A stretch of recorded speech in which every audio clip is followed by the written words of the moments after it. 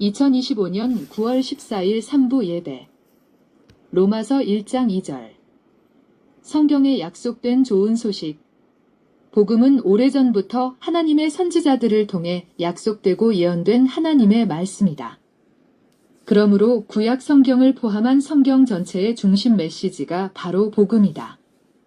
신약 성경에 기록된 모든 말씀은 구약의 약속과 예언을 근거로 하며 구약의 말씀과 짝을 이루고 있다. 다시 말해 신약 시대의 복음은 과거에 전혀 없던 것이 갑자기 나타난 것이 아니라 구약에 이미 있었던 하나님의 약속이 성취된 것이다. 복음은 성경 전체의 핵심이다.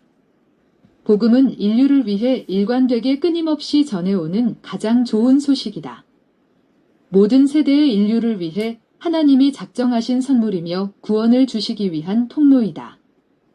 신약에서 말하는 성경은 구약 성경을 가리킨다. 성경에 미리 약속하신 것이란 예수님이 오시기 전부터 하나님의 아들에 대해 이미 기록되어 있었다는 뜻이다. 결국 예수 그리스도에 관한 말씀은 오래전부터 계속 이어져 온 하나님의 약속이다. 예수께서 오시기 전까지 유대인의 신앙을 실제로 인도한 것은 성경이 아니라 랍비들의 전통이었다. 바벨론 포로에서 돌아온 이후 이스라엘은 율법보다 전통에 더 의존하게 되었고 대부분의 유대인들은 신앙 문제에서 랍비의 가르침을 따르고 있었다. 예수는 이 전통이 하나님의 말씀을 대신하고 있는 현실을 매우 심각하게 보셨다. 랍비들은 성경을 하나님의 뜻대로 해석하지 않고 자신들이 원하는 것만 취해 인간의 생각으로 재해석했다. 그리고 그 해석을 백성을 인도하는 종교 시스템으로 만들어버렸다. 이로 인해 유대인의 삶은 가혹한 규칙들에 묶여 소망도 기쁨도 없는 억압 속에서 고통스럽게 이어져 왔다. 그리고 랍비의 전통을 지지하는 자들은 예수를 한결같이 대적하며 죽어야 한다고까지 생각했다. 신구약 전체를 통해 비춰진 진리의 빛은 결국 그리스도로 오신 예수님에게서 완전히 드러났다. 신약 시대의 성령을 힘입어 복음을 전한 사도들과 전도자들을 통해 우리도 그 복음을 알게 된 것이다.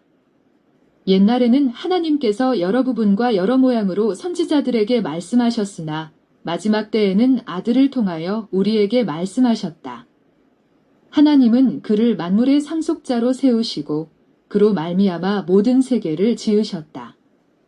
구약 성경은 성령께서 역사하시는 시대가 올 것이며 그때는 죄가 용서되고 다시는 기억되지 않는 새 시대가 열리며 영광과 기쁨이 가득한 행복한 시대가 도래하고 영적인 대역사가 이루어질 것이라고 예언하였다.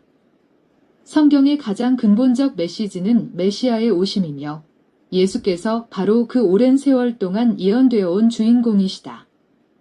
예수께서 이 사실을 선포하실 때 유대인들에게 미움과 비판을 받으셨고 사도 바울도 같은 복음을 전하다가 많은 고난을 당했다.